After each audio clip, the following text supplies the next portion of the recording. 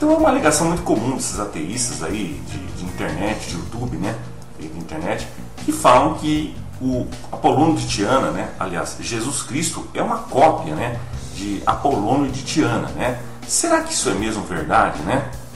Apolônio de Tiana, né, que é uma cidade ao sul da Turquia, às vezes é oferecido como um desafio à singularidade de Jesus Cristo, né? É dito que Apolônio, que viveu no primeiro século, também realizou milagres, teve discípulos, morreu e apareceu após sua morte como Jesus. Portanto, concluem os críticos, o que Jesus fez não é único. Alguns até dizem que isso é evidência de que o relato cristão das curas, milagres e aparições pós-morte de Cristo foi simplesmente copiado dos relatos de Apolônio. Essas acusações são corretas? Não, não são. Né? Então, inclusive numa recente live aí, né, de dois ateístas aí, né,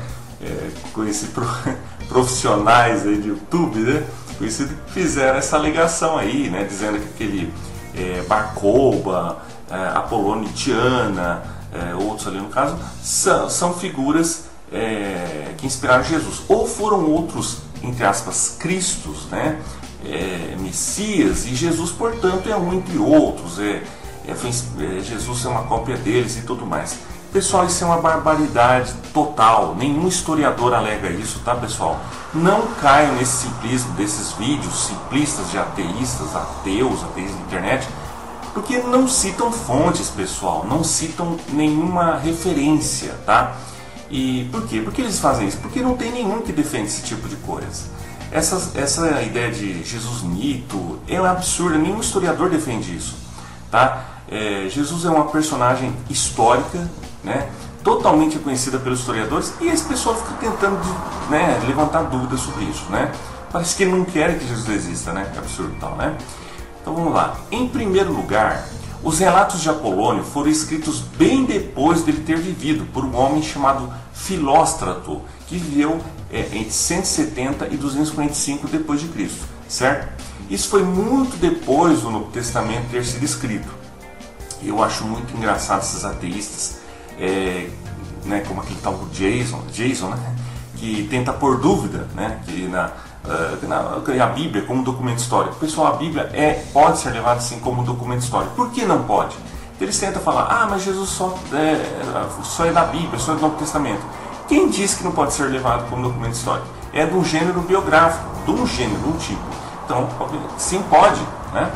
Então, portanto, os relatos escritos de Apolônio não foram escritos por testemunhos oculares como os evangelhos, né? Se os críticos querem sustentar que o Novo Testamento está cheio de mitos e deve ser desacreditado, o mesmo deve acontecer com os relatos de Apolônio, uma vez que os escritos não são escritos, aliás, são escritos várias gerações depois do fato.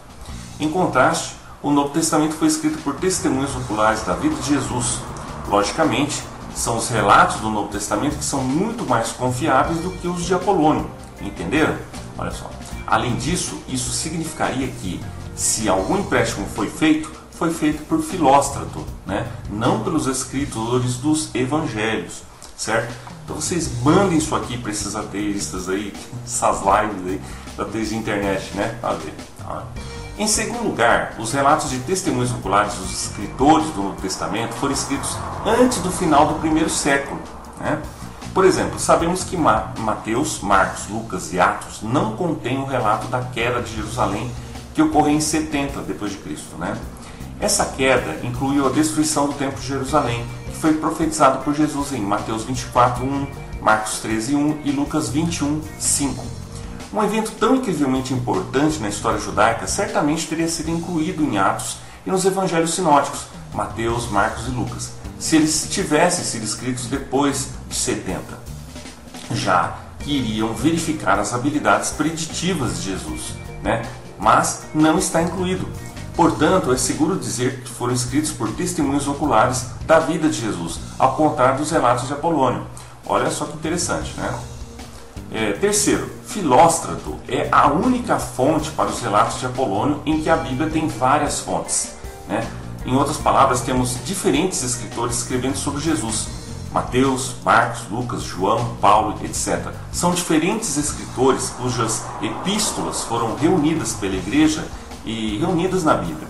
né? Isso significa que não há nenhuma verificação para Apolônio além da escrita única de Filóstrato, né?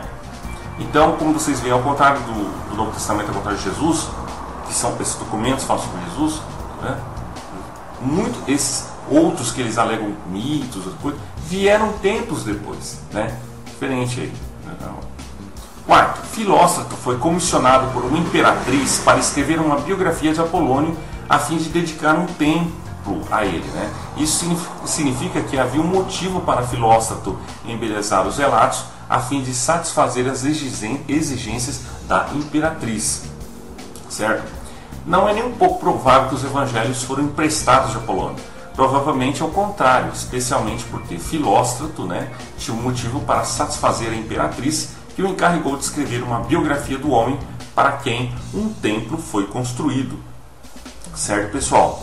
Olha, então vocês veem que não tem nada a ver essa ligação, né, de que Jesus é uma cópia de Apolônio, foi inspirado, tinha outros messias, e Jesus era um entre outros. Pessoal, nada a ver isso, certo? Nenhum historiador alega essas coisas, é uma barbaridade, tá? Não aceitem isso, tá certo, pessoal? Então, já peço que vocês aí curtam o vídeo, né? Comentem, né? Compartilhem, dê uma força pro canal. Comentem o que vocês querem mais ver aqui. Sempre comentem ali, qualquer dúvida com a hashtag LogosResponde, certo?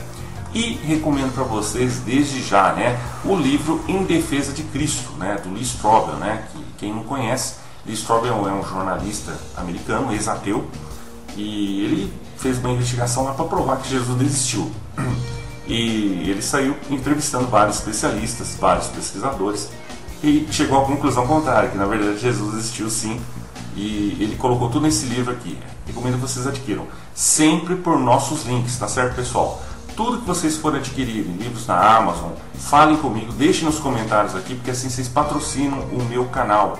E aí eu posso trazer mais conteúdo, eu posso produzir mais vídeos para vocês, muito material de qualidade, certo, pessoal? Dá muito trabalho, tá? A gente faz pesquisa, a gente faz coisa de qualidade para vocês, certo? Peço que vocês acessem sempre os links aí na descrição, tá? E adquiram os nossos materiais aí, tá certo, pessoal? Conheçam os nossos cursos de teologia, tá? São interdominacionais, e muito profundos, contêm muito conhecimento, tá? Todo mundo. É isso aí, pessoal. Peço que vocês acessem aí. Certo, pessoal? É isso aí, um abraço e até mais.